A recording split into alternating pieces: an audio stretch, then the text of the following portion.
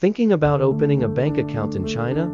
Here's a quick and easy guide to help you through the process. Let's go. To open a Chinese bank account, you'll need just a few things. A minimum deposit of RMB20, a Chinese phone number for verification, a valid address, even a hotel address works, your passport for identity verification. Once you provide your details, you'll receive a one-time password OTP on your phone. Just enter it to verify your number. Now, you'll need to fill out a form stating the purpose of opening the account, for example, for business, salary deposits, or daily expenses.